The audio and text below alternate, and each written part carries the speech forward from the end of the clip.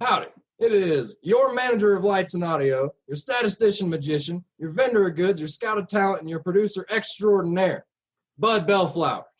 And I'm also the manager of the Three Ring Circus. The group of three wrestlers is going to wreak havoc on Rocky Mountain Pro, Devotion Championship Wrestling, maybe Colorado Springs Wrestling. It's going to be a hoot. The only way you can catch, well, at least the Rocky Mountain Pro portion of that is by subscribing on Twitch. And you're watching the E's and B's podcast.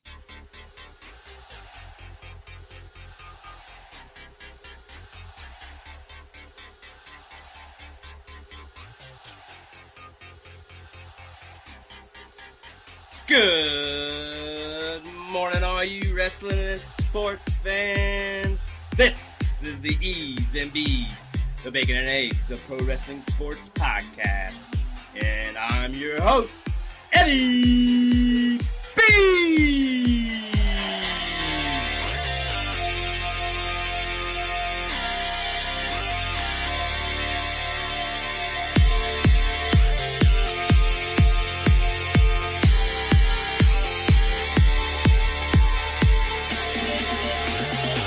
Welcome back. Happy Friday. Only 5 more Fridays left in the year. That's right, 5 more Fridays left with me, Eddie B. Man, it's a beautiful Friday this week. We got a double dose of the meat segment. That's right, 2 special guests, plus all kinds of things to talk about on the sunny side up. And we'll talk about some very, very special things going forward for the holidays in the toast. I can't wait. You're listening to the E's and B's podcast.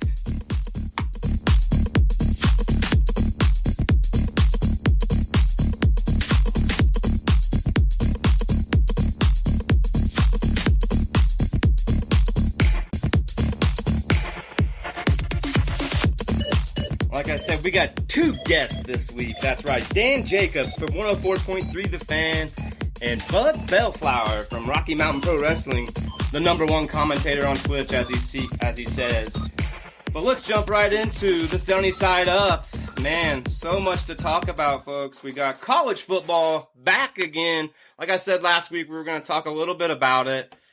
Going forward, just diving into, here and there. What I want to talk about is just the top 10 this week and maybe one special game that's special to me and maybe some other folks out there. But starting it right on off at number 10, Wisconsin holding that place down. Number 9, my favorite. That's right, the Hoosiers, baby. IU holding it down at number 9. Man, it's been a long time since I've seen some Hoosier football playing like this. Great to see. BYU at 8. Number 7, Cincinnati. 6, Florida. 5, Texas A&M, 4, Clemson, 3, Ohio State, 2, Notre Dame, and of course, number 1 is Alabama. But the game I want to talk about this week, folks, is IU versus Ohio State. Of course, I know a lot of people aren't going to be picking IU, except for myself, because I'm a huge Hoosier fan, but I think, honestly, going into this game, this is the best chance they've had in years to play this team, and it's going to be an awesome match to watch tomorrow, so let me know what you guys think. Let me know what you guys think is the college football game of the week to watch. Like, share, subscribe, shoot us some comments, follow us on all the social media outlets out there. So yeah, we'll keep a close eye on that going forward, as well as Alabama and Notre Dame at number 2, see what happens with them. We all know that some teams aren't playing at all because of COVID. Some teams are canceling, postponing games. It's all crazy right now, but we'll just do what we can here at the E's and B's and report on what we see. After that, we're going to jump right in here to the NFL Week 10. Man, crazy things happened last week. We'll jump into 4 games real briefly here and also talk winners. But I'm just excited to talk about this first game right off the bat. Cardinals getting a Hail Mary win over the Buffalo Bills. And the reason why I'm excited, obviously, is because I'm a Dolphins fan, and the Bills now are only a half game up on my Dolphins. But, I'm not going to discredit them guys at all. They've got an awesome squad. Allen he's definitely their franchise quarterback, as we see. And their defense is the real deal as well. But, this just was a nail-biter. As well as, we played the Cardinals, the Dolphins did last week, and it was a great game. Murray versus Tua. Now we have Murray versus Allen. It's been 2 weeks of great matchups. Unfortunately for the Bills, they came out on the short end of the stick this week. So 32-30 win for the Cardinals. After that, we'll talk here about the Dolphins. They're getting another win. That's right. 5 in a row. 29-20 21 over the Chargers. That puts Tua 3-0, folks. What do you think about that? All you Tua haters out there, like, share, subscribe, comment. I want to hear it. I think it's outstanding. I've been waiting for this for so long, and I know all those Dolphin fans out there can agree with me. This has been a long time coming, and this is only the beginning. So can't wait to see what happens. That's right, the Dolphins come to town this week where I'm at. They're here in Colorado. Unfortunately, I won't be able to attend, but I'm sorry, folks. It's going to be rough for you here in Denver. It's going to be a good game, I hope, but I know my Dolphins are on a roll, and I can't wait to see what happens Sunday. After that, I hate to talk more about this one, but the Steelers are still undefeated. That's right, Steelers getting the win 36-10 over the Bengals. 72 Dolphins still holding their breath. I think it's going to come down to the end because I can honestly say the Steelers' schedule isn't that heavy. They've got some pretty easy opponents coming forward here, and I think that it looks like they have a chance to do this. We'll wait and see. There could be some trap games. Let me know what you think. Last game I'm going to talk about this week, or from last week, was one not so much because of the score, but what had happened in the game, and that's the Saints 27-13 over the 49ers. But the real story of this coming out of New Orleans is their boy Drew Brees is hurt, guys. That's right, broken ribs, collapsed lung. Now, we all know Drew Brees is a trooper. This guy has been through it all, been through many injuries, but this one might take the cake. You know, he tried to play through it, I think, from what they're saying at the end of the game, but there's no way he's playing this Sunday. They've already talked Winston or Hill. We'll see what happens there. But the real story will be, how long is he going to be out? How long do you guys think he's going to be out? Let me know. Other winners in NFL last Sunday: Colts, Giants, Packers, Lions, Browns, Bucks, Raiders, Rams, Patriots, and the Vikings. Should be a good another week of NFL. Keep me posted what you think the game of the week was. We'll talk a little bit more next week. Moving right on here in the sunny side up. Well, as we talked just briefly with Dustin last week about golf, obviously he doesn't play, or he plays, doesn't watch very much of it, but the Masters happened last week. And before I left you guys on Friday, it was shaping up to be a pretty good show for the weekend, and you know it still was. It was a great to see everybody out there. Great to see that they actually got the Masters off this year. But Dustin Johnson's folks, he just walked away with it. You know, going into Sunday, he just had a controlling lead. Yeah, anything's possible. We know that, but man, he really shined. Showed why he's number one golfer in the world. You know, 20 under. The guy I picked, as you may know, Justin Thomas, hey, he wasn't too far off, but far in golf terms. He was 12 under, so 8 shots back. Not too bad, but not good enough to get it. So congratulations to Dustin Johnson on the Masters win. All right, keeping things rolling on the sunny side up, guys. Let's jump right into my favorite. It's wrestling talk. That's right, wrestling talk for this week. All 5 brands. Briefly, we'll talk a little bit about everything going on in each brand. I'll let you know which one I thought was the best of the week. And we'll also talk about a lot of things coming up. But hey, don't forget, like, share, subscribe. Follow us on Patreon. Become a member on Patreon. You get all this stuff early and often before anybody else. The unboxing video coming up really soon. That's right, another unboxing video. Free swag. Also, another crazy thing to talk about in the toast. We'll talk more about that when Lauren comes with us later on in the show. But hey, let's jump right into last Friday's SmackDown. They started the show out pretty interestingly, like always. But the match-wise, Sami Zayn got the win over Apollo Crews in a controversial way, as always, but still keeping a smile on my face. That's right. I love Sami Zayn. I think they can't do no wrong when they put him in there in those crazy storylines, and I really like him.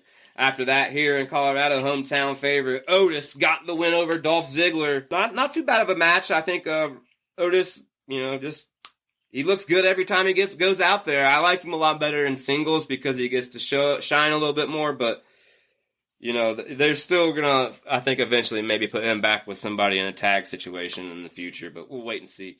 After that, the storyline thickens. That's right. Rey Mysterio got the win over Seth Rollins, but not before everybody out there, including myself, thought Murphy was there to save the day once again. But no, Swerve. That's right. If you didn't see it, I won't spoil it. Go back and check it out. The Mysterio, Seth Rollins, and Murphy story has gotten better week by week, and it just took a big turn this week. So if you haven't seen it, I won't spoil it. Go back and check it out. After that, they had a 4-way match, and then there was another thing in this 4-way match we'll talk about that wasn't very cool, but unfortunately, stuff happens. Liv Morgan does get the win over Natty, Tamina, and Chelsea Green, but the story of this match is Chelsea Green broke her wrist again, and unfortunately, making her debut, she breaks her wrist, and that's it. She's out, and this is not the first time, and I feel so bad for her. I know she's going to be on a good path to a fast recovery, but just unfortunate circumstances for her on her debut. After that, it was the main event for SmackDown, which I thought was a banger. An unsanctioned match. And if you didn't see SmackDown last Friday, Drew McIntyre showed up. That's right. He showed up to confront the head of the table. Told him he wasn't scared. Very good standoff. This storyline got better now. I've been complaining a little bit about the Randy Orton-McIntyre storyline because I'm burnt out on it. But now we're looking at a change, a swerve, as we may say.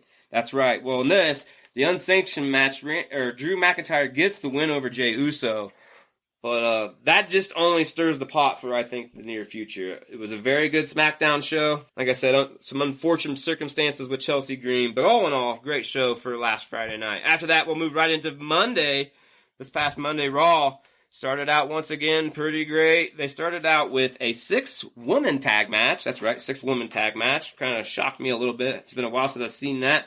But obviously, we're leading up into Survivor Series, folks. That's right, Sunday's Survivor Series.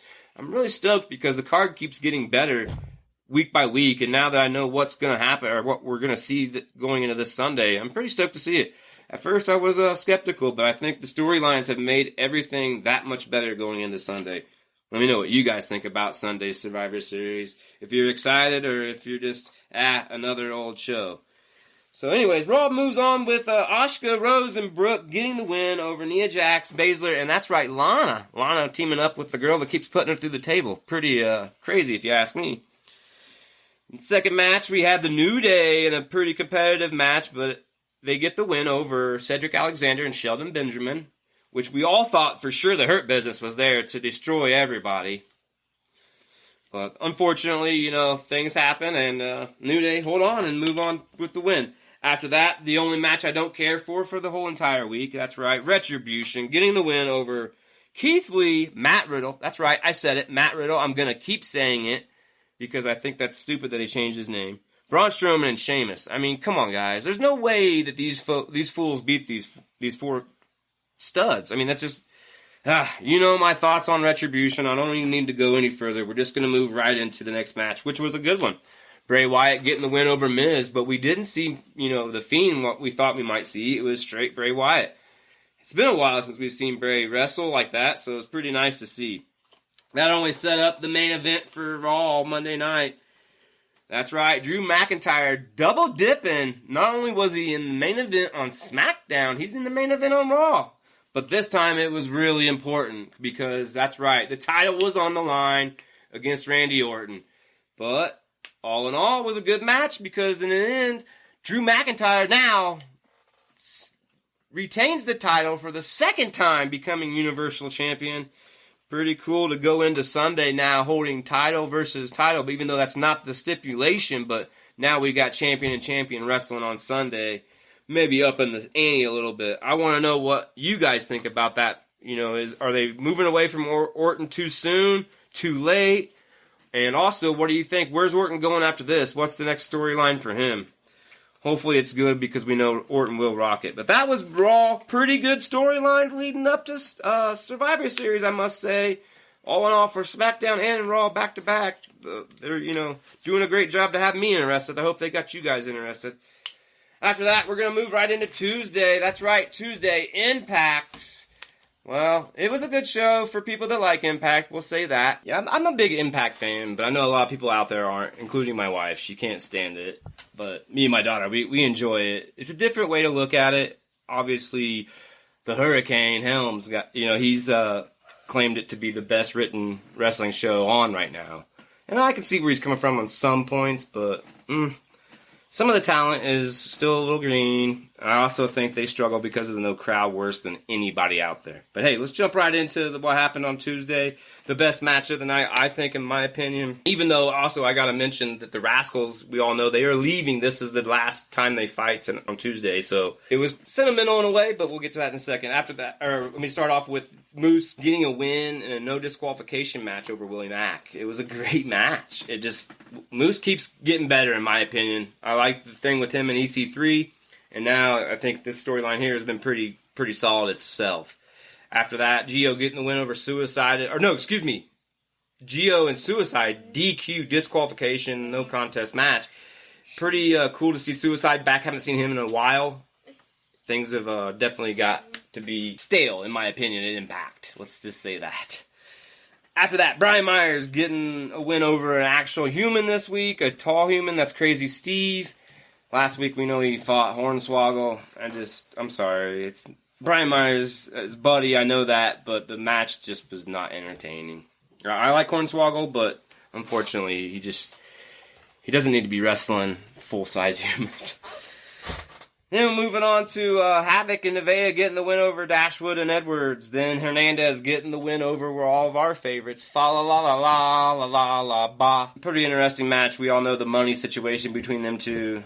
Pretty cool storyline for what they got going on. But the main event was the Rascals versus Rich Swann and Miguel. Well, unfortunately for the Rascals, they're going out on a low note, losing to Rich Swann and Miguel. I'm not sure why they did that. I kind of felt bad for them in a way because, they're obviously leaving, but maybe that was like a, hey, slap in the face. Or maybe they asked for it. What do you guys think? Do you think they asked to lose in respect, or they were booked in this situation and it just isn't, or didn't turn out the way they thought it should? Moving right along into Wednesday, NXT. We learned a lot of cool things on that show this week, including the fact that they're bringing back another WCW Classic, War Games, to NXT. That's right, War Games will be coming up in December for NXT. I don't know what you guys think. I think it's a slapping in Cody's face because it's just so convenient that they're bringing back War Games. I know it's that time of the year or whatever, but with Cody announcing Cody Rhodes now, using his last name from that dispute finally ending, it's just, I think all year long they've been doing it to him on NXT. It's their only way to try to keep par with AEW is utilize old WCW pay-per-view names to bring attention. I don't blame him. I think, it's a good idea in that respect that you are trying to get fans or draw the numbers, but we know they can come up with their own stuff. Why don't they do that? I just don't understand. But hey, let's jump right into NXT. They started out this week just like last week, the North American Championship on the line, but we know last week it didn't end too well for old Johnny Gargano. He was embarrassed and got caught slipping and lost the title to an unknown wrestler named Leon Ruff, which was set up by Gargano because he thought it was going to be an easy win. Well, this week, same kind of instance, things kind of happened. Priest come to the ring. We all know that Johnny got distracted, but this time he wasn't going to be distracted to lose. So he had him for the pin, and that just as the ref goes to count 3, Priest pulls the leg, helps him out. Well, that's not a DQ just yet. It was only a DQ when Priest hits Leon Ruff. And he told him he was sorry, but he only did it just so Gargano could not win the belt. Well, I'll tell you a little bit about that. I think that's a pretty good storyline, but when they go to the back later on in the show and Steven Regal's getting on Priest about the situation and they're making it into a funny ha-ha joke, and then you have Leon Ruff come up and slap Priest and say, I'm nobody's joke. I'm not interested. I'm not. It took that quick of a turn for me to say, okay, so now you're going to wash Ruff off next week, and then the following week we're going to be right back to Johnny Gargano and Damian Priest. I don't know. Bad booking, in my opinion. Let me know what you think. After that, we had a no contest. That's right. Dexter Lumis, Cameron Grimes. These two had a blindfold match. Did not end well for them. They took the blindfolds off, and no contest was the answer. Still, I'm not very happy with that storyline either because the cinematic match a couple weeks ago on Halloween ruined it for me. So, moving right along on NXT, Candice LeRae and Hartwell getting the win over Casey and Case Haitlin. Kushida getting the win over Ruas After that, we had Tony Storm and Ember Moon getting a win over Dakota Kai and Gonzalez. Now, I like this Gonzalez. I've been saying that for weeks, and she just continues to get better.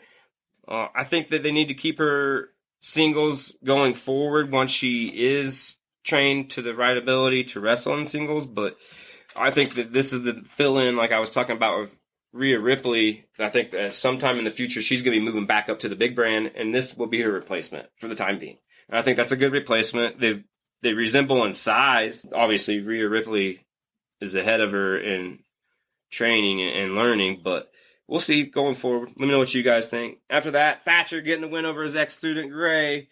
Then we had the main event of the evening. Once again, Io Shirai defeating Rhea Ripley. But it was a good match.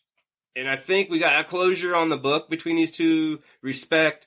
And now moving forward, I think there's going to be a different path for the Women's NXT Championship. And I'm pretty excited to see some more new talent.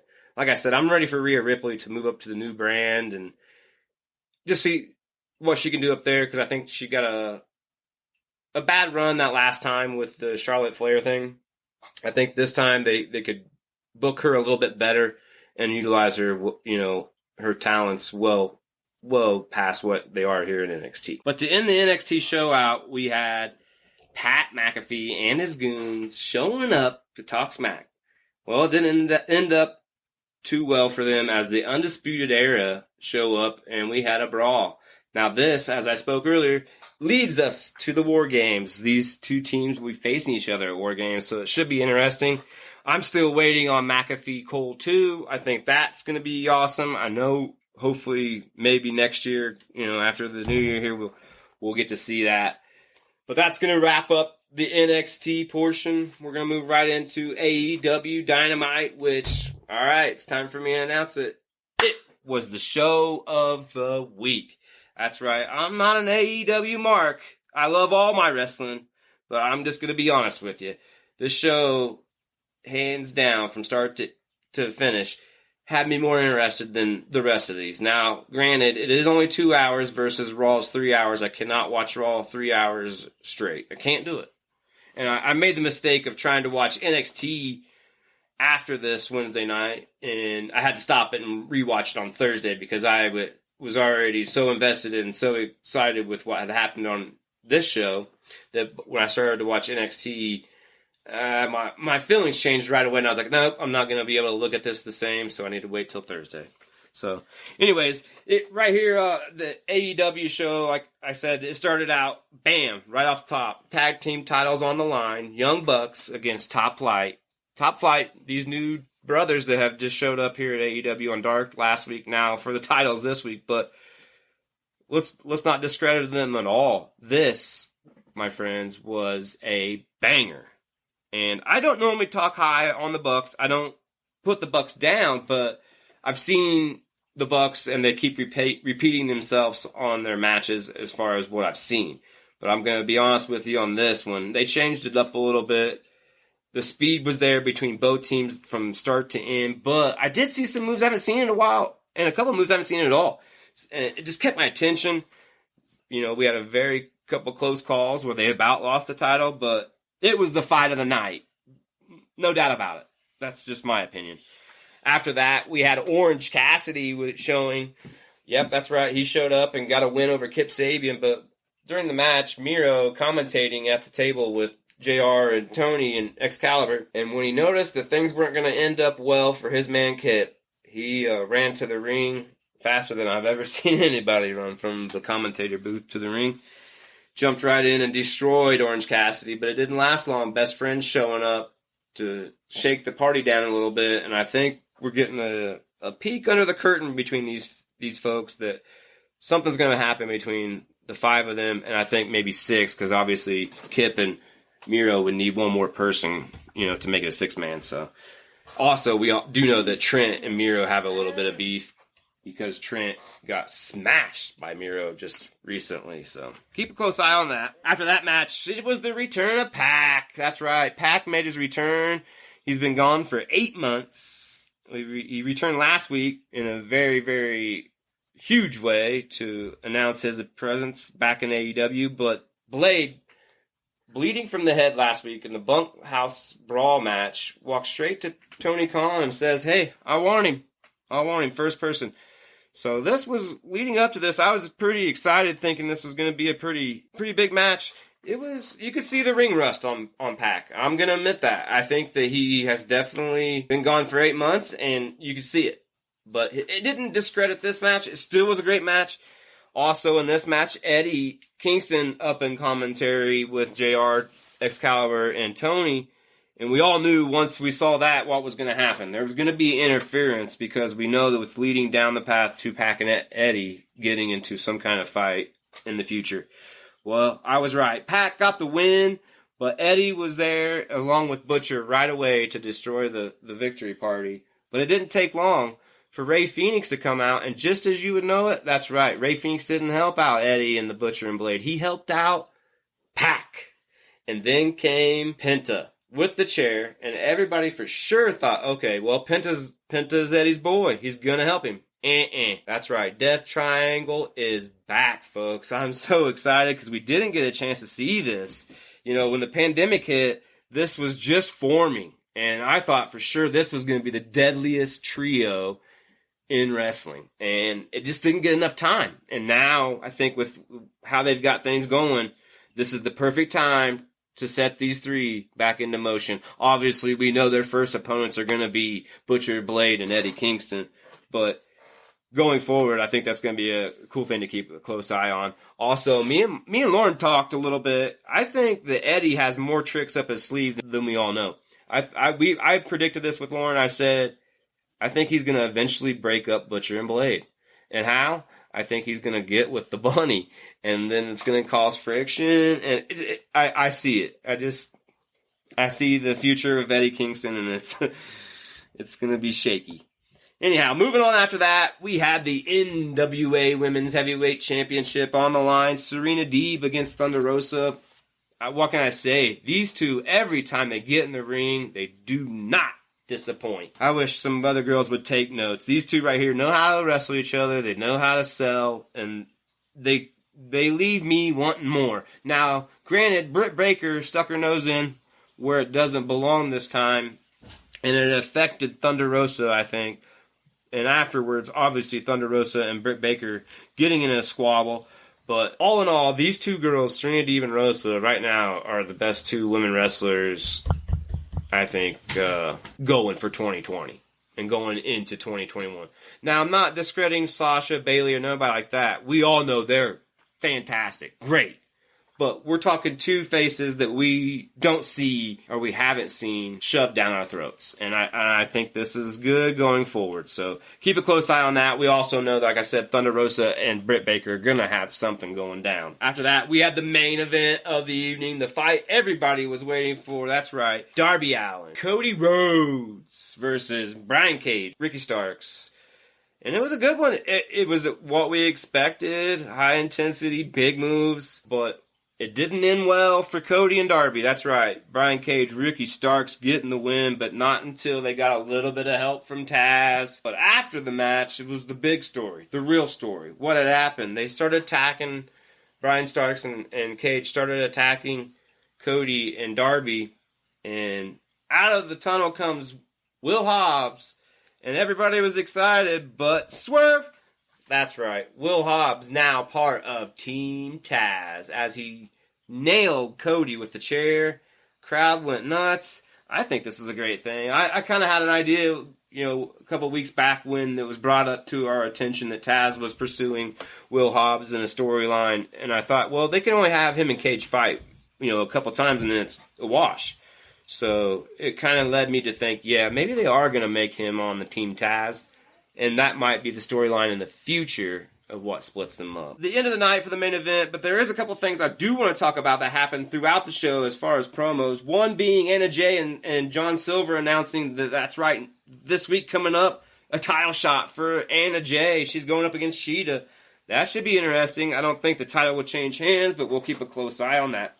Also, they had signed that Wednesday night for Kenny Omega and Jon Moxley to have a contract signing. Well, it never happened. Yeah, there was an issue with Jon Moxley getting jumped in the back. So we'll keep a close eye on that. I don't know if Kenny is the one to blame or if we're looking at maybe somebody else that we don't know of.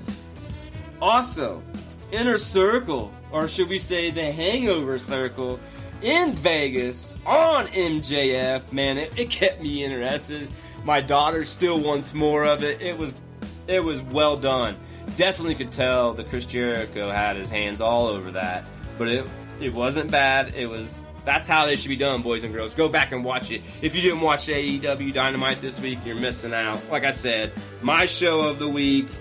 I think that things are getting crazy. Also, going on in the back while the show was happening, Brandy gets jumped by that new mysterious Jade Cargill. This girl that's supposedly connected to Shaq, but tonight or Wednesday night she had Nyla Rose and Vicky distracting some people as she was trying to break Brandy's arm. Brandy, Big Swole, and Red Velvet come save the day, but it was a little too late. We'll be keeping a very close eye on that because that Jade girl is very interesting. She's definitely somebody to keep an eye on. And that's going to round up the AE Dynamite review this week, folks. I hope you like everything we've been tuning into here, as it's a thankful month here on the E's and B's podcast. Well, folks, like I promised, we got two big special guests coming up this week, back to back. I've got Dan Jacobs for 104.3 The Fan and plenty other things, and he'll let you know. Also, Bud Bellflower from Rocky Mountain Pro. He's their #1 Twitch commentator. That's coming from me, I promise you. Also, we'll get into the toast and a little bit of scrambled eggs, 30 years of Undertaker.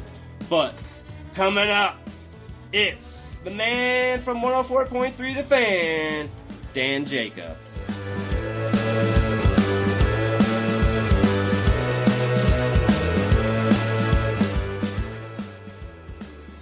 Well, fans, as promised, I have something very special for you today on the meat segment. Right here, local, ladies and gentlemen. He's a father, a judge, attorney, a talk show host, a real estate broker, and one heck of a nice guy. And now he's my new buddy. Ladies and gentlemen, I give to you, Dan Jacobs. How's it going, Dan? Good morning, my friend. Yes, thank you for that kind introduction. Absolutely, former barbecue company owner as well. Oh man, and former owner goes of on, right? Jake and Joel's Barbecue Company. May she rest in peace. All right, yeah, awesome. So, how is it on this Friday morning, my friend? Doing fantastic. Thanks for having me. I'm excited to be here. Absolutely. We're glad to have you here on the E's and B's. And just to fill you in a little bit, Dan, what we're gonna do today is we got a half dozen questions to throw at you. Some of them breakfast related, some of them wrestling related, and some of them maybe about yourself. Are you ready to dive in? Bring it on. All right, my friend. Let's jump right on into the meat segment here on the E's and B's. All right, Dan. First question, my friend. If you had to tag with one wrestler, who would it be and why? If I had to tag in a wrestler? No, you had to tag. Let's say you're wrestling. We're pretending here, all right? We're in pretend land. And you had to tag team with somebody as a tag team partner. Who would it be and why? Current or former? Anything, buddy. Yeah. Let me think about that. The Rock. I got to go with the Miami Hurricane, right? Right. Champion. Yeah, absolutely. Why not? I'm a big Miami Hurricanes fan. Yeah, definitely. Definitely. That's a good one. I mean, you can't go wrong there. So, all right. Good answer on the first one. All right, so we're going to keep the same kind of theme rolling here for the second one, Dan. If you're going to breakfast with a wrestler, who would it be and what would you be ordering? Man, so I'm one of those guys now, too. I always order a side of whatever meats they have. I love breakfast meats. Okay. So I always get the whatever chicken fried steak they have with the eggs over medium. But then I always, hey, can I get, whatever sausage they have, can I get that on the side? So that's what I'm ordering, with rye. And then, so I grew up, we're both Dolphins fans, but I grew up in South Florida, and it was kind of weird. It was before Vince McMahon had really, wrestling. He was just kind of getting going with the WWF. Yeah. So he was making that national, but there was still kind of regional wrestling. Sure. Yeah. And so it was kind of the precursor to WCW, there was a lot of regional wrestling there, like Lex Luger and guys like that. It was kind of the precursor to WCW. So you had like, you had those guys like that would have jobs like, you know, the Rock and Roll Express and Magnum TA and all those guys that were also like had jobs in Florida. Like Lex Luger was down there. But they would also like sell real estate and stuff. They're out in the community. Yeah. So it was pretty cool. They had to have a real job. That goes unseen a lot of times too. You know, most of them like were from Minnesota as well, that were all like bouncers at a club and stuff, you know, like the Road Warriors and Rick Rude and stuff like that. So, you know, they had to keep a traditional job outside of the professional of wrestling. So yeah, definitely cool. So I'm trying to think if I would pick one of those guys, or if it would be The Rock, or if it'd be like you know, like, dude, Hulk Hogan would be fascinating. That's another one you can't go wrong with. You know, both those guys. I mean, you could sit for days and just, you know, probably listen to their stories. I know I could for sure. Yeah. So I think I'd probably go with Hulk, man. Those stories. I mean, all the stories he has to have. I mean, you hear about those stories like when you know, Macho Man Randy Savage came to. I think they were all, you know. Hulk and his wife were vacationing with you know, Macho Man's wife or something, but she had another man there, and you know, Randy shows up, and you know that ended up being Lex Luger in the future. That's was it? Yes, yes. Okay. That's who she ended up. She actually ended up getting married to him, and he was there when she died. Unfortunately, it's a long story. Another time for that, but yeah, right. So all the stories he has, man, I think I'd have to pick him. I think I would agree with you. Absolutely. You know, like I said, you can't go wrong. And it'd be more than breakfast. It'd be breakfast, lunch, and dinner for sure. All right. We'll keep things rolling, Dan. This one's going to change the direction on you just a hair. All right. I'm going into the movies to see the story of Dan Jacobs. What would be the name of that movie and why? Tall, Dark, and Handsome, for obvious reasons. Yeah. No, I'm just teasing. Love you. Love it. It was probably, you know what, somebody was giving me a hard time. The name of the movie would probably be The Headleys. If you remember when we were kids, I might be a little bit older than you, but really there was a skit on the show was called In Living Color. Oh yes, I'm a huge and it was fan. About there was this Jamaican family that, you know, they had all these jobs. Yes, I remember now. Yes. Yeah, that's what the guy that was doing my deck was saying. He's like, "Man, you're like those guys in that skit." So that it would be like a feature-length film on based on that somehow. So maybe that would be the, you know. Definitely a great answer, Dan. I didn't expect it. Taking us back a little bit. I do believe we're really close. Maybe not, if not the same age, actually. So, all right, keeping things going. That was the third one. We're going to hit you with the fourth egg here, and then we're going to we're getting back into the wrestling a little bit, Dan. And this one, you can kind of share it in both lights, since you do touch on sports as well, because I know you probably got some great sports stories you could share as well as wrestling. But what is your favorite memory of wrestling? Lifetime, first thing you think of, and the best thing you think of when you think of wrestling? I would say when I was a kid, I think it was on Thanksgiving, actually. You know, my dad was kind of not around all the time. I was raised by my grandparents, but my dad took me to, there was an event, this will take you back. It was kind of WCW / I don't know if you guys remember this. So WCW and NWA were kind of the same thing. They would do separate events, but they were the same thing. Yes. And their WrestleMania, so to speak, was an event called Starrcade. Okay. Yeah. And they did closed circuit events. Like we bought tickets to go to a movie theater. And we went, and my dad took me, and we went to a movie theater, and it was the most exciting thing ever, man. So, you know, I think I think they should have kept that going. That's so cool, because you think about that, like seeing it on the bigger screen. You know, obviously you're gonna probably get more people because the pay-per-view rate now is so high. You know, you knock it down, put it in a bigger, you know, arena, like you're saying, like they did back then. They didn't have pay-per-view back then. This was before. Well, yeah, it's closed circuit, like you said, but like think about it now as pay-per-view, that'd be a game changer in my opinion. But man, yeah, I Starrcade, we could go on days for that too. I'm a huge WCW fan as well. I used to be trapped at home on TBS, you know, 605. I was there, you know, and I did like WWF, you know, of course, but WCW was more of my jam. I was more of a Flair, Sting, Four Horsemen, all that good stuff guy, and I would bounce back and forth, but I kept more of a thumb on the WCW when I was younger. Yeah, it was just, there's something about it, it was. To me, it was more cool. real. I believed it more for some reason. The promos were better. The bloodshed was different. Obviously, that changed throughout time because of rules from TBS and so on. But yeah, it just, to me, it was more real. I don't know why.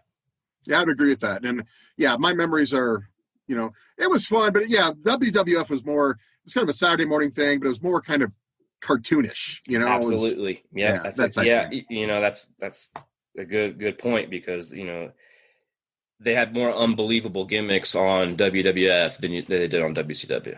And now that changed a few times in the future, but yeah. All right, Dan, we'll keep things rolling here. We're going to knock out these last two and get you out of here because I know you're a busy man, but these last two are going to be some good ones. We're going to change the pace. We're obviously this month, all month long, we've been talking about being thankful and giving. And the whole main reason why I have brought you on is because you're one of the most thankful and giving people, that I've met here in the recent time that I've moved back. And I want to know your favorite Thanksgiving tradition / memory.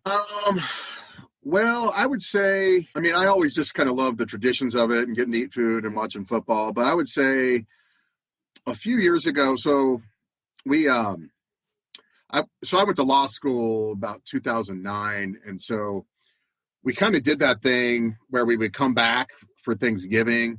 Sure. And for a couple years, it was a disaster because how it goes, like everybody's like staying on top of each other in the house. And there was like a brawl with my brother-in-law in the street.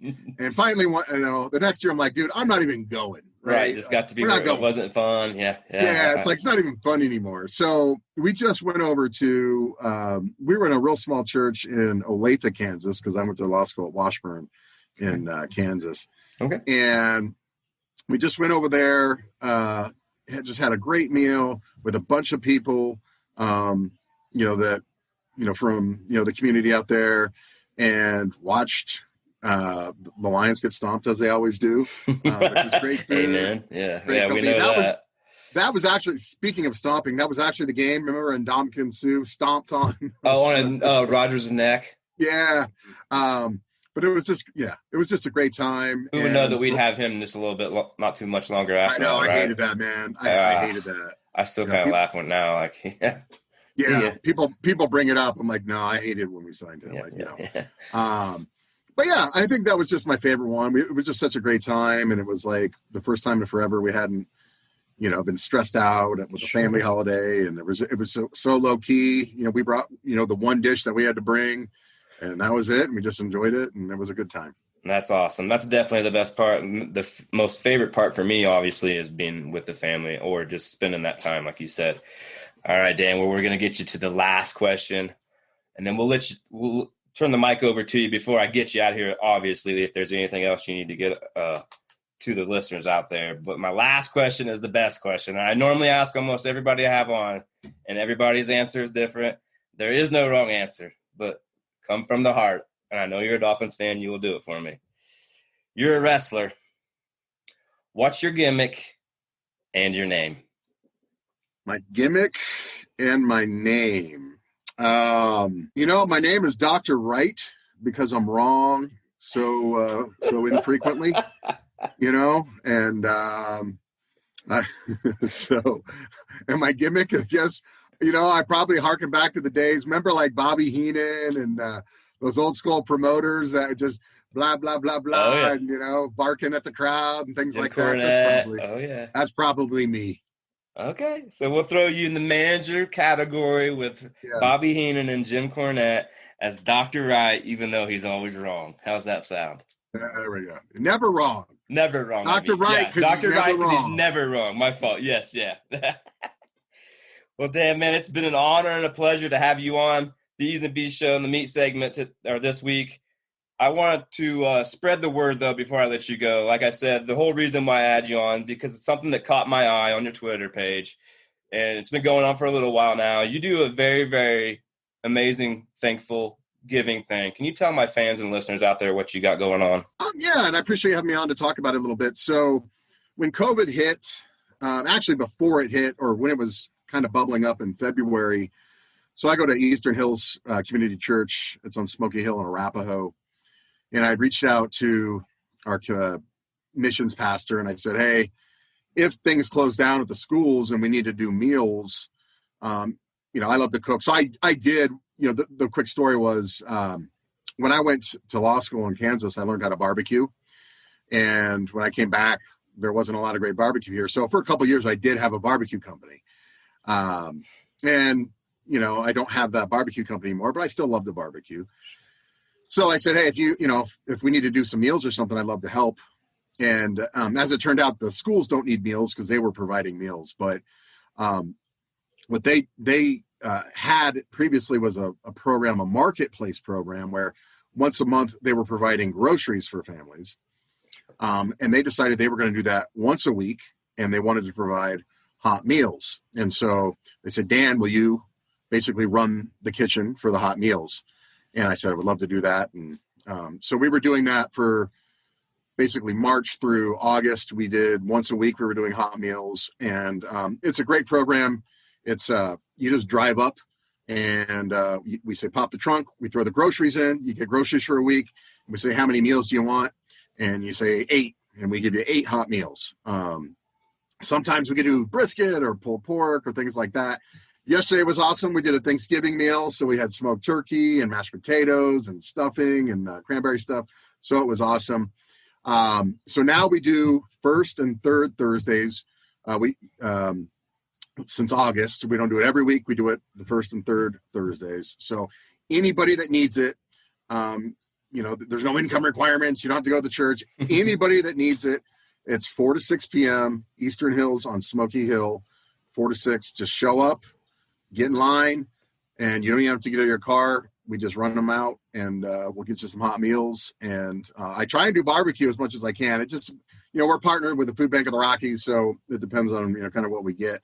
Sure. But it's pretty awesome.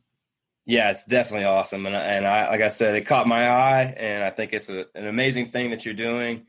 We need more Dan Jacobs in the world. That's for sure. That's my wife. Right. I think you could do the same for me. But right. Like I said, Dan, man, is there anything else, actually, before I let you go, is there anything else you want to push? You follow Dan on Twitter at Dan T. Jacobs Law, right? Is that correct? Absolutely. All right. And then the Dan Jacobs Show on weekends, Saturday mornings. We get pushed around a little bit this time of year based on college football. Yeah.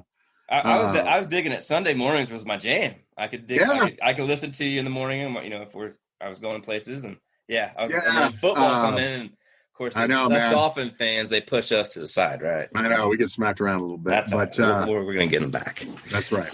We'll be back and going. But yeah, just you can catch me on the Fan. I'll be on Black Friday noon to 3 on the Fan. You can catch my show then if you want to listen then, and I think the following Saturday thereafter as well. Awesome, Dan. Awesome. Yeah, that's 104.3, guys. That's Dan Jacobs on the meat segment for the E's and B's podcast. Dan, honor and pleasure once again, buddy. I can't wait to have you back. Can't wait to catch up with you once all this stuff is calmed down and it's safe to hang out and talk. Dr. Wright. Dr. Wright. He's never wrong, folks. That's Dan Jacobs. Thanks again, buddy. All right. That's right. What a great interview. Dan Jacobs, 104.3 The Fan, man. It was so fun having him on. I've been listening to him for weeks now on Sundays. Well, when he's on, obviously, like he said, his schedule's different here and there. But it was a great time having him on. It was such a pleasure. Can't wait to have him back. But, folks, don't go away because we got, that's right, a second helping. A double dose. 2 pieces of bacon. That's right. Coming up next from Rocky Mountain Pro Wrestling. Stay tuned. It's Bud Bellflower.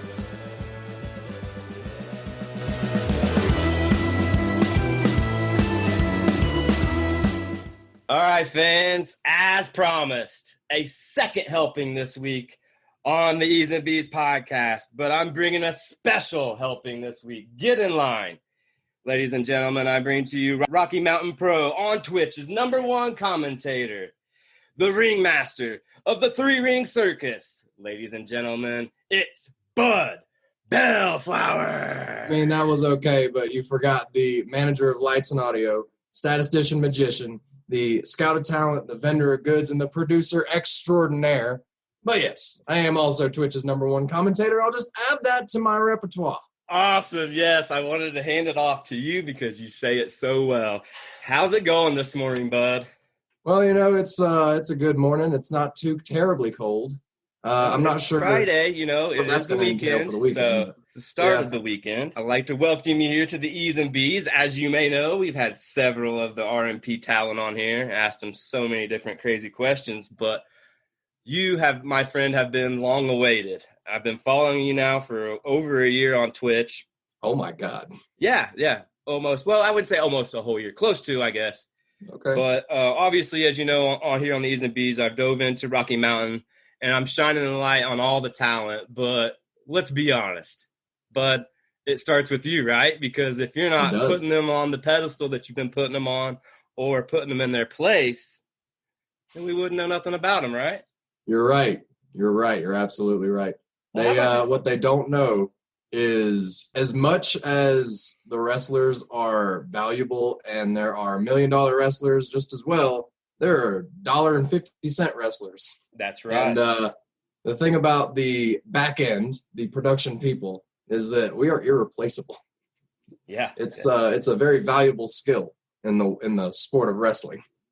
And I do agree. Yeah, I think the shows, in my opinion, you rate them off of their commentators, and sometimes people are click happy if the commentating is bad or boring. You're not going to watch it. So, right. And that's what I like about you. You keep everything interesting. What I'd like for you today to do, Bud, is why don't you tell my listeners out there just a little bit about yourself, man. A little bit. All right. So just the background. I grew up on a farm outside Cecil, Georgia. All right. So, rags to riches is the story I'm going for. Started teaching to get out of that, the boonies. I wanted to get out by finding, going to college and doing the big city strategy, but that didn't work out because teaching in America is a fool's errand, so to speak. But then after that, I realized that the skills that I had acquired on the farm had actually prepared me well enough to enter the sport of wrestling, not as a wrestler, but as the everything else. I actually drew a lot of inspiration from Jimmy Hart. Jimmy Hart is the guy that I want to emulate because not only was he the guy, with the megaphone being everybody's cheerleader, he was also writing the music. That's actually how he got his start. He was a musician, and then they were like, well, we need entrance music, and so he did that. Anytime the ring needed to be unloaded, he did that. He had his hands and his fingers all deeply implanted into the system so that they could not let him go, and that's how he made it. And so all of that put together, now I am scouting. As of about a few months ago, I was given the reins to, just look around. Instead of being confined to my duties, I was able to look and see other promotions as well as ours, how many times people won, how many times people lost, how they did, and all this. I'm also, like I said, I am the statistician, so I follow that very closely. Yes. Pretty close to having all of Rocky Mountain Pro and New Revolution Wrestling statistics done. Yeah, let me anyway, all that said, it has culminated in me finding the best 3 wrestlers west of the Mississippi out here to wreak havoc on not only Rocky Mountain Pro, but if I had my way, it'd be DCW, maybe CSW too. Nice. That sounds very intriguing. And for those listeners out there that don't know, he, like I said, he is the ringmaster now of the 3-Ring Circus, and I got to catch just a glimpse of these guys for a little bit here just last Charged, and you've got something for them, that's for sure. But I want to talk just a little bit about, because you were a subscriber on Twitch. That's correct. That's how I've been following you all this time. Mm-hmm. Matter of fact, my daughter, she actually, she likes the Hills herself, and she's a little Bud Bellflower fan herself. So, all right. But let me add something to what you were saying there about yourself. I think from my perspective, from what I've been seeing, to add on top of you saying you get your inspiration from Jimmy Hart, is now, including all the things you're doing on Twitch, you kind of remind me just a taste of maybe, let's say, Jim Cornette as well, because that's what I was waiting for. Because let's be honest, if you're going to take all those stats and know the history and then take all the knowledge you got from Jimmy Hart and Jim Cornette, Bud, you're the next big thing, in my opinion, because those are two of the greatest that's ever done it. And I agree. They're still to this day, they're popular. Let's be honest. Yeah. Yeah. And I'm glad you mentioned Cornette, because that was actually the personality that got me into wrestling. If you'd known me a year ago, I was very much a cultist of Cornette. And I hold a lot of his opinions still. Sure. He is a very knowledgeable person about old school wrestling, and it's like he's a fountain of knowledge for that. Though now I am not a 100% diehard. I've just like him, Bruce Pritchard. I've heard a lot of good stuff about Vince Russo. Yeah. I'm learning this sport through everybody. And I think Jim Cornette was the first, so there will be a lot of inspiration from him. I agree. I think that's the best way to do it. Take a little bit of piece from everybody that you can, and then mold your own self and make your own self something bigger than they ever were. That would be great. Well, hey, let's keep things rolling here, Bud, on the E's and B's podcast. What we got for you today, buddy? We've got a half dozen questions. Some of them crazy. Bud, some not of Buddy. Them. What's that? It's Bud, not Buddy. Oh, yeah. Oh, sorry, Bud. My fault. Yep, Bud. We got a half dozen questions for you. Some of them crazy. Some of them maybe a little bit about wrestling. Maybe not. Okay. But we'll jump right on in here with the first question. And we've kind of already touched on it, so just maybe add to the dates and stuff. But what it is how did you get your start in the wrestling business? Yeah, I did touch on that, but I'll be more specific. So what was I doing at the time? I was teaching. I was doing yet another iteration of teaching, thinking that I would climb myself out of the hole that is living in the world today in 2017. And what was it?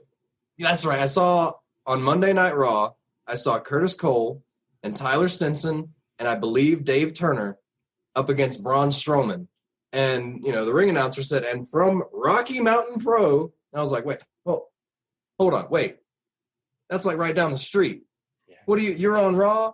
You're taking on Braun Strowman? So that is what piqued my interest. And I was, okay, I wonder if I could just get into this. So I started doing, the dirty millennial thing and YouTubing and Googling everything about it. And eventually I just reached out to Mercury Aiden, emailed him and said, hey, I don't know anything about this, but I want to. And he's like, oh, cool. Come meet Stevie. Over Easy Stevie, and we will work something out. And so Over Easy Stevie was the first one to really take me in. I miss that guy.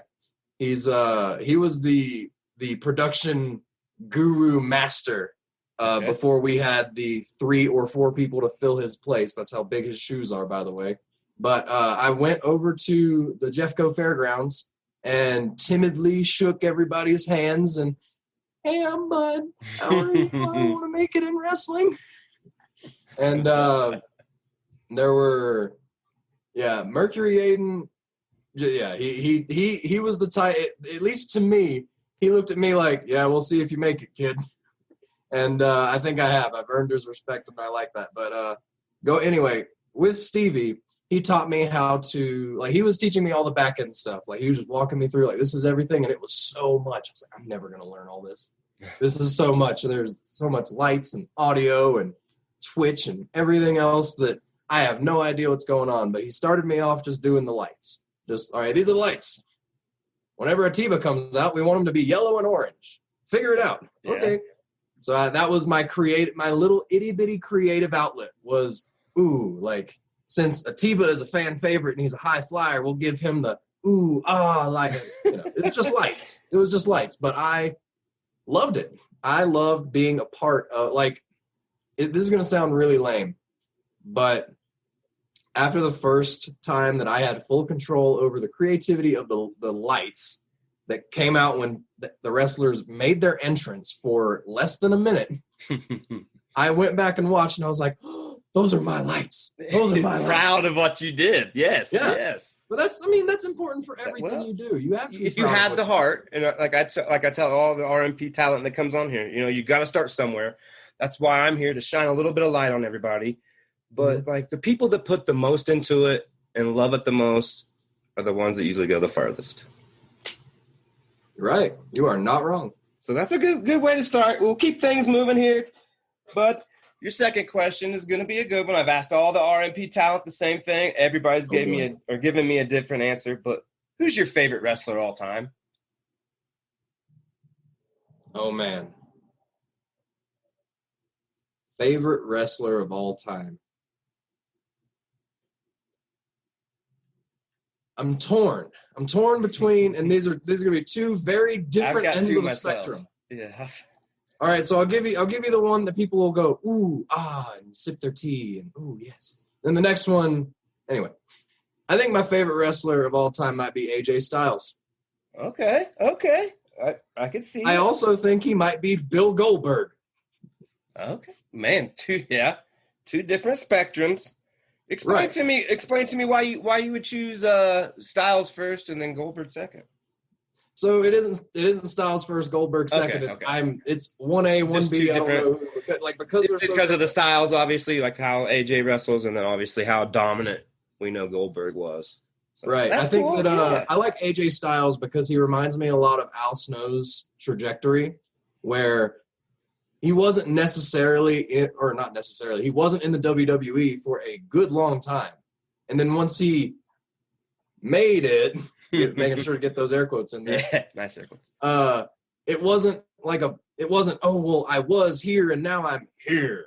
It was, now I'm at the bigger one. I'm at the bigger stage, but I'm still the same AJ Styles from TNA, New Japan, right, and all the other independent stuff that he tore it up at. Like, to me, AJ Styles is the type of guy that no matter, like, you could put him at a promotion with 4 people. Like, now it would be ridiculous, but even if he had to, he would put on the best wrestling that he possibly could. Like, he's just that kind of guy. And I love how much of a family man he is. You can tell that, like, this is personal to him, that he wants to provide for his family, and he is doing his damnedest to be the best wrestler in the world. And he is. And then to Bill Goldberg, I mean, I won't expound on it too much because Big E said it the best. But Bill Goldberg is a wrecking machine. All right. I guess I'll give you the real reason. Because whenever I was growing up, me and my dad would watch wrestling all the time. And as you know, I'm from Georgia. Sure. So as a kid, I am enamored, just enthralled by what I'm seeing. I'm like, these guys can go. Yeah. Bill Goldberg is 70-something-0 right now. And then, as I'm, just eyes popping out of my head, my dad's like, you know where he went to school, right? What do you mean you know where I went to school? He went to Georgia. He was the All-American nose tackle for the Bulldogs. Like, oh, no way. That makes sense. Yep. I put the connection together now. I didn't think about it earlier, the Georgia connection. I mean, you can't go wrong with Goldberg anyways. He was actually good at football. Yeah. I mean, and now his son is obviously, from what I hear, is in the same path, and that's cool. Mm-hmm. But yeah, that's cool, man. Bill Goldberg, you can't go wrong with that guy. Like you said, one of the most famous streak of all time. I mean, let's be honest. So cool. And then AJ Styles. I mean, still to this day, I can't get enough of him. I feel like they don't put. I don't know. Maybe it's the booking issues, but they don't put him on enough, in my opinion. I think when he first arrived, they were really hot on him. And I don't know, they've got this thing. I don't want to put words in people's mouths or anything, but it does seem like they still like the big guys, and they still like young guys. Well, okay. Have you been watching recently? They've stuck this bodyguard with him, just recently. Yeah. Why? I mean, I see the intimidation factor. I get but I just want AJ Styles. I don't need all the extras. I like Doc Gallows and Carl Anderson as well, back when they were, the clip together and stuff like that, the OC, but he didn't need them either. Let's be honest. He's a heck of a talent. He doesn't need, and his name popped up on the screen, and it was so long, and I don't remember it, and I wish I did, but he doesn't need that guy. He doesn't need him. No, but what he's doing is giving him a favor, in my opinion. Like, This guy is very green. He's big. Maybe He's very you're big. right. I've never seen him wrestle. I heard no, him neither speak have for I. the first time Very last green. night, We know he's been there. He was the door guard for Raw Underground. But Right. I mean, I don't know. But yeah, I love AJ Styles too. I just wish they would leave him alone in that factor and let him, be. I mean, TNA days was amazing to me. He was just, I don't know, always on. Well, All right. Maybe it's just that time. Maybe he's shifting gears. You know how Kobe Bryant, when he was younger, it was very explosive play. And then whenever he got older, he had to do that old man shimmy. I use that example all the time because I love it. Maybe that's what AJ Styles is doing. True. And you said, too, the same thing. He's got a big heart, so you're right. He might be doing favors now, going forward. Hey, keeping things rolling here, bud. Let's get into the third question. This one here might be in the same kind of factor because we kind of already asked you who your favorite is. But if you could eat breakfast with any one person wrestling, who would it be? Oh, in wrestling. All right. Eat breakfast with alive. Yeah. Well, no, it could be dead. I do have written down here, dead or alive. So we'll just go with alive because we'll just go with alive. Okay. If I could eat breakfast with it, Paul Heyman. Okay. Now I'm going to add on to that because this is the breakfast show here in the E's and B's podcast. What are you having? What am I? I had some Frosted Flakes. Nice, traditional. Not the first person that said cereal on the show. Awesome. And Paul Heyman, once again, leading back to the factor that we know that you're the manager that you are. Why not pick his brain too, man? That's a good answer. Well, that and he was a promoter, and everything. Man. He's been pretty much everything. You're right. All right, moving on. Next question here. This one's my favorite, I think, out of the 6. All right, there's a comic book coming out next week. It's about you. What's the name of it? I mean, the 3-Ring Circus, obviously. Huh? My life has not meant much until just recently, until I have become the producer of Rocky Mountain Pro, as well as all the litany of other titles and accolades I have acquired. But right now, we are in a renaissance. We are in a renaissance of wrestling. You hear me? It's going to be a fantastic revolution, so to speak. I don't know. Things are changing. I'm shaking things up. I think that Mercury Aiden, I think that Titus Machiavelli, I think that all of them are not quite ready for what I have in store. It's I've been watching a lot of wrestling. I've been watching and making sure that I know all the rules. And different promotions have different rules. But what's fun is to play snug to those rules. What's fun is to find the little gaps. I think I would have made a good lawyer, but I don't want to go to hell. So that is just out of the question. Right on. And I agree. Yes, you gotta do that, right? Walk that fine line. All right. Well, here in the month of November, but it's a thankful month on the E's and B's show. So we're gonna throw in a thankful question here in the scrambled egg segment. Okay. What is your favorite Thanksgiving memory? I know exactly the one. So I was 9 years old, and we were all at Grandma's house. And, the whole family was there. And, I was 9 years old, so I'm relegated to sit at the kids' table. And there's this big turkey that my grandma has just pulled out of the oven, which I don't know how it fit in there, honestly. But puts it on the table. And I knew that, has to go to the top patriarchs, whatever. They get the 2 drumsticks. It would probably be going to Papa, and it would probably be going to Uncle Joe that year because he landed some big fancy construction deal or something. I don't know. I wasn't very concerned with it. So here's what I did. While everybody very non-wisely closed their eyes and bowed their heads, I snuck up and yanked it. And I ate it before they were done, so they couldn't even take it from me. That's my favorite Thanksgiving memory. Having my first drumstick and earning it. Awesome. Sneaking in and getting a drumstick while they're praying. Oh, bud, that's great. That's good stuff. Should I close your eyes? Yeah, close your eyes, pray while I get my prize. Hey, as we wind it, with one eye open. They don't tell people to pray with one eye open. That's probably a good strategy, though. Definitely. Hey, as we're winding things down here on the E's and B's, bud, just got one more question and a couple things left here before I let you go. Last question, though.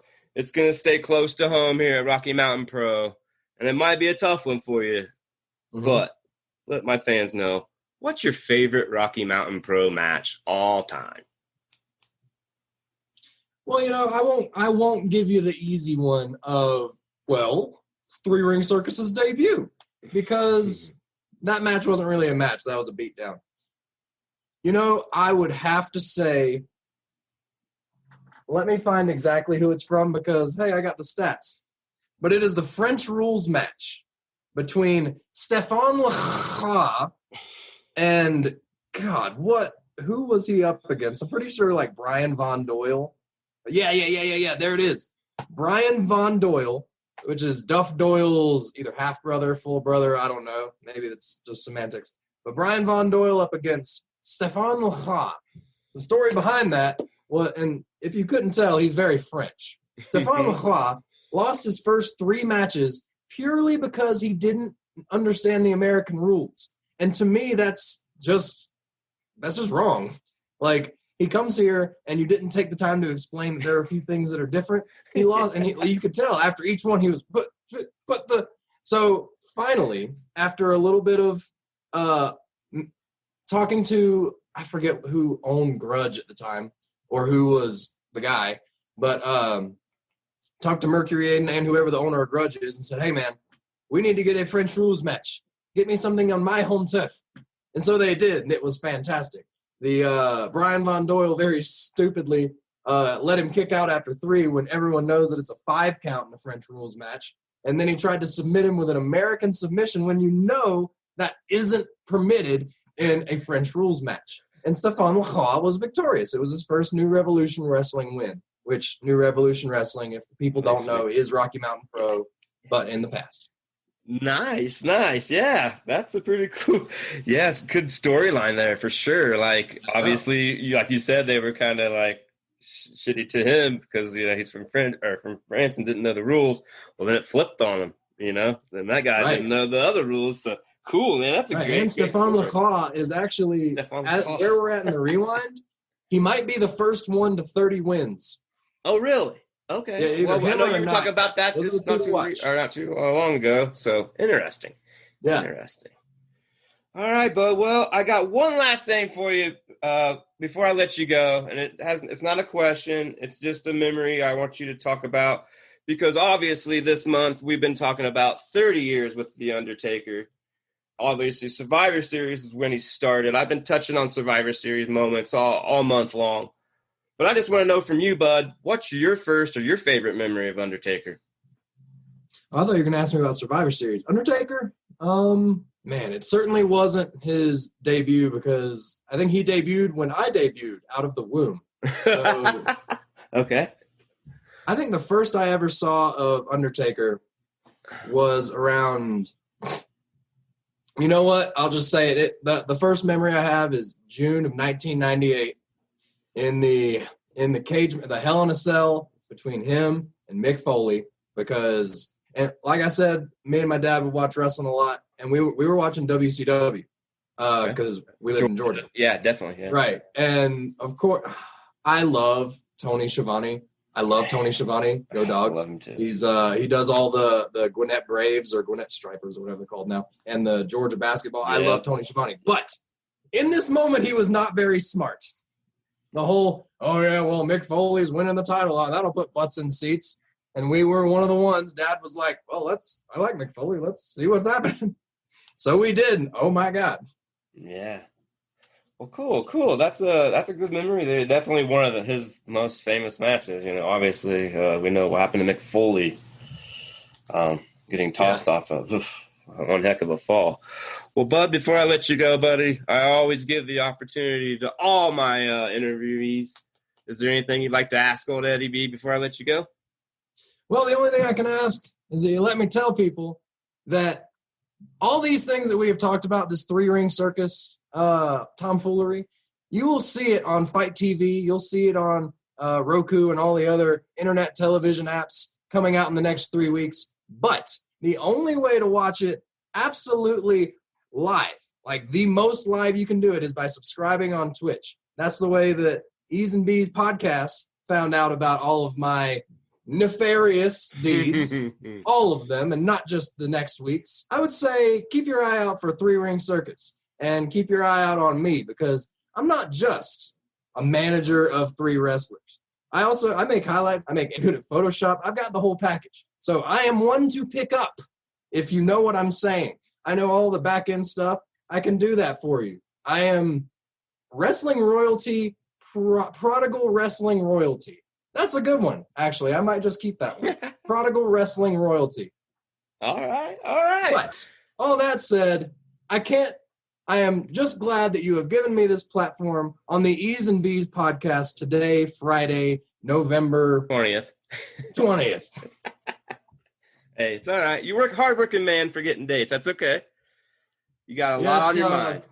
Dates are kind of weird in 2020. Well, when you're working every day, doing Rewind, 2 hours a day on top of ringing up that 3-ring circus, things can get jumbled up. I understand. Well, Bud, it's been an honor and pleasure having you on today. I hope everybody out there enjoyed everything they got from you, because I know I sure did. And I can't wait to have you back on in the future. And I can't wait to catch up with you soon. Hopefully, when all this craziness ends, I'll be able to actually get to a RMP event, and I'll get you your shirt and stuff too. Ooh, man. I wear a large. All right, buddy. I appreciate it. Thanks for coming today. But no problem. Thanks for coming today. I appreciate it. Stay safe. Until next time, ladies and gentlemen, it's Bud Bellflower. That's right. Another great interview this week. This time with Rocky Mountain Pro, Bud Bellflower. Man, that was such fun doing that with him. Obviously, he's a little snappy out there, so stay away from that guy when he's not happy.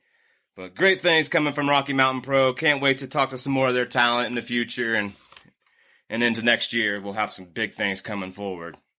Well, folks, it's that time. It's the Scrambled Egg segment. As I mentioned in the Bud Bellflower segment, also a little bit of the Scrambled Eggs, but this week we're still talking about 30 years of Undertaker. That's right, this Sunday, The Undertaker is going to show up at Survivor Series for 30 years. I can't believe it's been 30 years since that man stepped into the squared circle, but it's a pretty cool thing. I know that some of his buddies at the BSK are going to be showing up and paying tribute to Undertaker. I still think we might see him in the future come back out of retirement, maybe for a one-off. We'll see. I know there's several people that are dying still to wrestle with him, but my opinion, I think it's past his time. It's been past his time. I love the guy to death, but it'll be great to just continue talking about his history instead of hopefully he hangs up the boots for sure. But let's talk about 2000 Survivor Series. It was The Undertaker versus Kurt Angle for the World's Heavyweight Championship. It was a heck of a match. If you haven't seen it, check it out on the network. Go back, watch it. At this time in 2000, The Undertaker was in his American Badass era, riding the Harley to the ring. His music was a little different. He actually was talking now. If you didn't know, obviously, back in the day, Undertaker didn't talk when he first started. He was very minute words, we should say. He didn't speak at all. But now he's talking a little bit more, has the face persona, and has the crowd behind him. Kurt Angle at this time is only 1 year in, moving into his second year, and already has the title. I mean, it was shown from the get-go that this guy had talent. We knew Kurt Angle was going to be something amazing. But let's talk about the match. It was a pretty good match, back and forth. A lot of great moves. It looked like a couple receipts maybe given, maybe not. I'm not for sure. But what I want to talk about is right at the end, what happened was Undertaker went for a move, and Kurt Angle slipped outside the ring. As he goes outside the ring, Kurt Angle slides underneath the ring. Undertaker then rolls out, comes to go get him underneath the ring, pulls him out by the ankle, tosses him back into the ring, gets in the ring, shows the crowd, you know what, it's that time. He's going to give him the last ride. Well, after the last ride, we get the 1, the 2, and then Earl Hebner stops, gets up and walks away, and you read Undertaker's lips. He wasn't pleased, didn't understand what was going on. Well, come to find out, folks, it wasn't Kurt Angle. Here comes Kurt Angle out from underneath the ring, in the ring, rolls him up, 1, 2, 3, and still your heavyweight champion. Kurt Angle gets the win over Undertaker, but what was so cool about it is how they sold the whole process, and then also on top of that, who knew that Kurt Angle had a brother that looked just like him? Eric Angle shows up for a one-off and pulls an amazing heel move of all heel moves, and, Angle contains the title, and we go on to see another day, but that's a good memory for me. I enjoyed a lot of it. I do like a lot more of Undertaker's earlier years, but this was one of the better ones in 2000. Like I said, 2000 Survivor Series. Pretty good match. And that's what I got today for the Scrambled Eggs segment. All right, it's that time of the show, folks. It's the toast. Everybody's favorite segment. Get out your jams, get out your jellies, your butters, sugars, and your cinnamons. Let's spread it. All right, folks, I'm going to welcome in this week. She's back. She didn't get a chance to get with us last week, but she's back this week to give us all the news we need to know going forward into the holiday season. Everybody, welcome Lauren. I'm back. Hey, everybody. Sorry I missed you last week, but I'm not sure if most of our listeners know. I do have a real job out there. I am What do you mean? This is a real job, Lauren. Yeah, Are you kidding me? I know, but I save lives during the weekdays. And we do appreciate that, and we appreciate all those workers out there that are helping us out through these tough times. Hey, Lauren, let's talk about one thing here on the toast before we get into all your numbers and good stuff going forward for the holidays. I want to know something, Lauren. What is your thoughts on the Zelina Vega things that have been going on for the last week and a half with the Twitch incident now being released from WWE? Yeah. And then obviously she put out a statement claiming she backs unionization and thinks that it should be in wrestling. What do you think about that? As a woman's point of view, I should say. I agree with her, 100%. I thought it was complete bullshit that they let her go, essentially for doing the same thing, but on her own time. She was still working full time for WWE, but then it's like she was, doing more time, putting in more hours. Well, I got two things for you, make some more money. Two things to throw at you. One, we know the statement was made. The rules, the law was laid down. Vince McMahon said you need to shut it down. You don't shut it down. You got 30 days. Consequences are going to happen. Well, this is the consequence. They're making an example out of her. They are. And what's crazier to me, though, is, Paige, who is still part of WWE, does not do any in-ring action, or hasn't in a long time.